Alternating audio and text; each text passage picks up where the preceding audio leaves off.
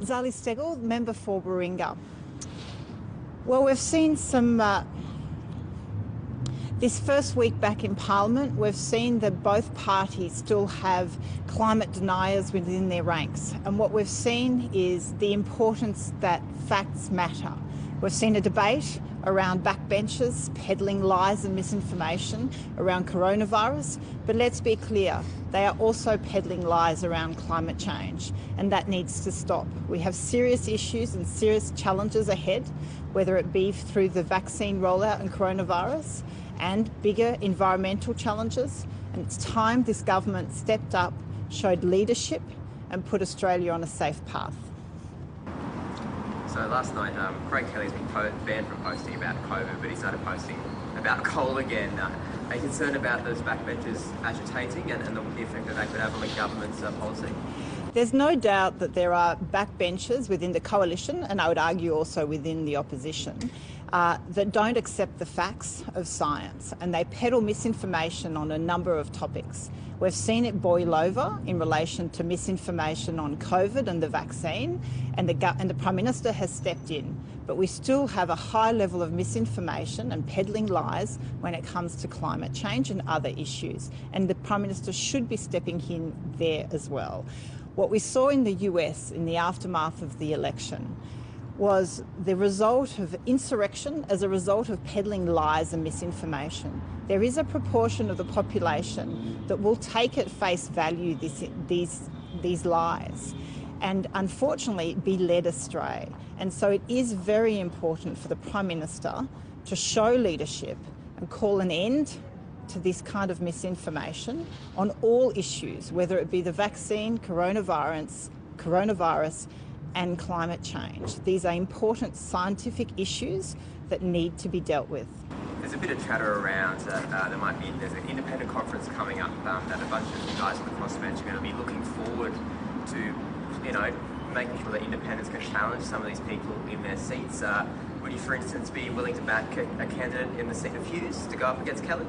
I strongly encourage anyone interested in getting into politics or dissatisfied with the current status quo of major parties to consider running as an independent at the next election. It is incredibly rewarding to represent your community, and I do think the major parties are caught in a polarisation and they're caught in the game of beating each other instead of focused on the long-term benefit of Australians and long-term policies that we need to do. The private sector industry, we've seen it through the inquiry on the climate change bills. There is a strong appetite for good policy. We need politicians to step up to what needs to be done. If the party politicians can't do it, then I would strongly encourage that independents can do it. You've seen that. Helen Haines has introduced the Federal Integrity Commission legislation. I've introduced the climate change legislation. There's more good legislation to come in this coming term, and I would argue independents are focused on their community, not their party ascension. Which sort of seats would you like to see targeted then? I guess would you also like to see someone go up against the likes of Joel Fitzgibbon? Do we need sort of more independents to shake up the balance of the crossbench and sort of push both sides of government forward on climate change?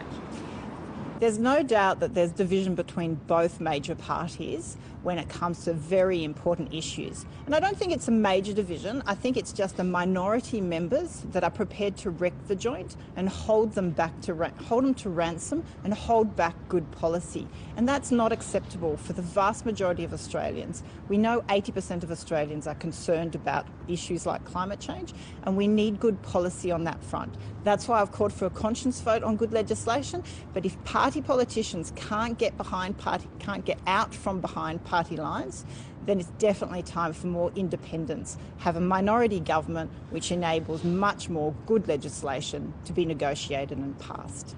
On the issue of integrity, there's been, Donations Day was Monday. We had the discussion about, those hidden donations that sort of be funneled through, and recently it's been revealed that the Nationals have actually taken donations from Philip Morris, the big cigarette multinational. Do we need more action to sort of clean up donations and sort of increase the amount of disclosure on who is donating to these parties? And should parties also be more sort of, cautious about who they can take money from?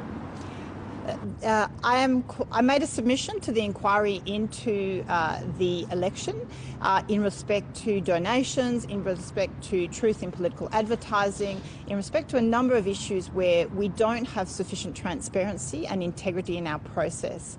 There are serious concerns raised by the donations that have been revealed now to the major parties. There's a double standard that applies to parties versus independents at the moment. Independents have to disclose all of their spending as well as their funds raised during a campaign very shortly after the campaign. In comparison, parties can wait till several months later at the end of a more February the following period. So it's quite a delay, and it's not broken down per electorate. So there's nowhere near the same level of scrutiny or accountability.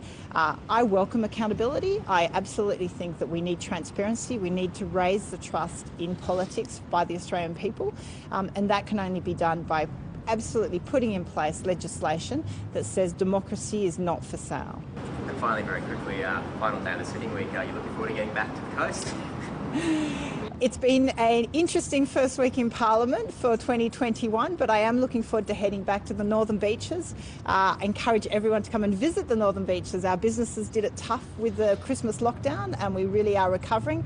But it's a big weekend. We have the Sun Run on Saturday, where I'll be doing the 10K run, and we have the Coal Classic on swim on Sunday, and I'll be doing the 2K swim. So I look forward to seeing people out there. Thank you. You've got the suitcase already and everything. There you go, ready. Thanks, Zali. Thank you.